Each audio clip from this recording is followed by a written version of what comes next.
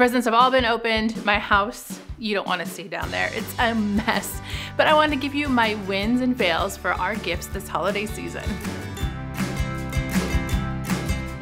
Hey you guys, it's Christina from the Purple Alphabet, and we've opened up all of our presents and our gifts, and I wanted to give you a rundown of our wins and fails. If you're new around here, make sure to click the subscribe button so you don't miss out on all of the videos. We do educational activities for kids, which includes ideas and inspiration so that you can learn and play at the same time. I want to know about your Christmas win and fails. Make sure to leave me a comment down below. Let's start off with our Christmas gift wins because those are the most fun, and then I'll tell you all the things that didn't quite work out. I have to admit, this one was a pleasant surprise. I purchased this at Lakeshore Learning. You don't need this one necessarily, but it is a great little finger thumbprint stamp print.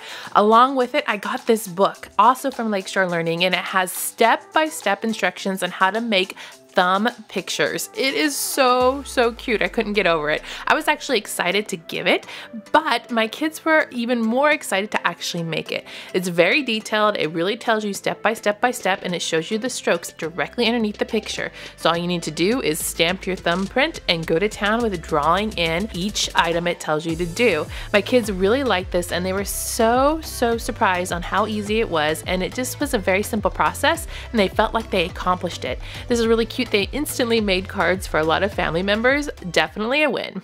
This one I featured in our holiday gift guide. It is Cat Crimes from Think Fun. And it was such a fun game to play with her. It was a game of deductive reasoning. So you have a whole game board here with pieces, and you read the cards and all the clues to figure out who done it, which cat did it. This was great for my beginner reader. She really liked the challenge of reading the cards and trying to figure out where the cats go on the game board. Liked this one a lot.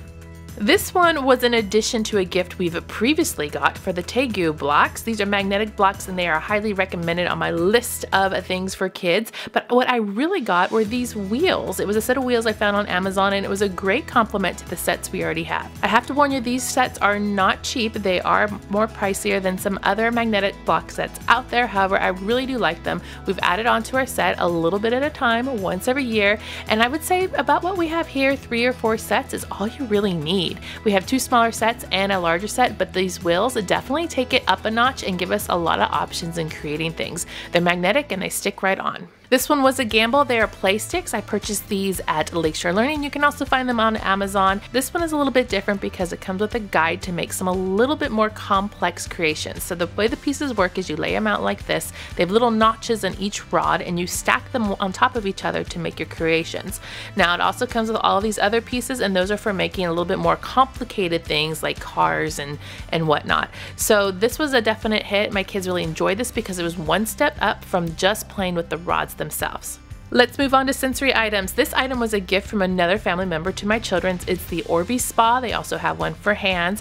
Basically, it's your traditional sensory water beads that you just fill up with water and they expand and get really bigger. So you'll usually see these in a sensory bin, but this time we have it in our spa, which is kind of a fun little take because my kids love doing their nails. Has a little option on here that you can make the beads come and up the little spout and come back down. There are some little nubs on the bottom of the basin so that you can have a little foot massage, and it's just basically a glorified sensory bin. So I like it because of that, but I also love how this has gone very mainstream, and my kids use it to place all of their Hatchimals inside instead of a foot spa, which was a lot of fun too. It was a hit, although you don't necessarily need the bath spa to make this.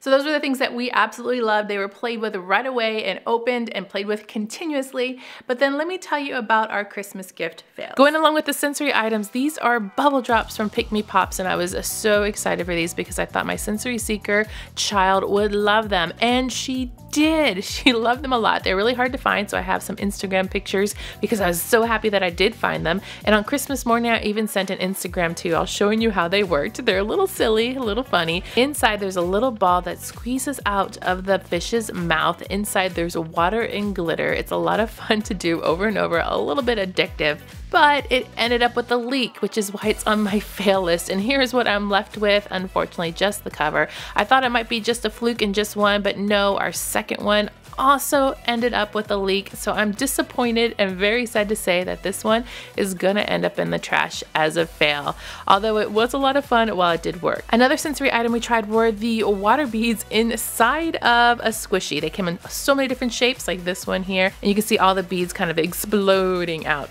This is a great kind of sensory item like a stress ball would do, so I do like it for that. However, the outside is a little bit sticky, which is why I'm gonna give it a thumbs down as a fail. However, I will say that my kids really did like it, and they still do like it. There's also little items inside that you can seek and find as you squish, and we had a couple of different ones too. So I like it that it does come in different styles. I just don't like the texture on the outside. This one had some fun little sensory things on the outside, which I thought was an added plus. Like I said, my kids like it, so it's a win in their book, but in my book, I just was expecting a little bit more for the price. These were not cheap. These were about $7 at Target right before Christmas. Win and fail on this one. So these were $1 from Walmart, and I definitely didn't expect much for them. They are nail decals, but I would have expected them to work a little bit longer. They just weren't up to par. So I'm gonna not buy them again and consider them a fail. However, we did use them. They suited the purpose. They were fine for $1, but like I said, I wouldn't buy them again. They come in different styles. We had the emoji ones and the Frozen themed ones. These little kits came from the Target dollar section at $3 each. They had a construction kit with some imitation Lego blocks in it, a different difficulty level, plus a little character. So I like that they came with a character. We had two different sets. We had one that was kind of a space lab and one that was a construction vehicle. Sorry, the box is a little bit torn open from getting everything out of the box. Now, I would normally say that these are great. They are compatible with the name brand brick system, so I do like that. However, both of my kits, they were missing pieces, so we were unable to complete them. So for that, I'm giving it a fail. However, they were kind of makeshift. We were able to make them work, but I couldn't believe we were missing some pieces. So if you like these kits in general, I would definitely recommend them. They were good for the price. However, like I said, I just wish they had pieces that would complete the whole entire kit. The instructions themselves were a little bit hard to follow because they weren't as specific as you would find in the Lego brand by going step by step. So that was a little bit difficult for my first grader to follow, but with a little bit of help from myself, we were able to kind of wing it and make it work, even though we did not have the pieces that were missing. Don't forget to let me know about your Christmas gift win and fails. I love to hear these stories. Make sure to click subscribe to see more videos like this and give me a thumbs up to show your love.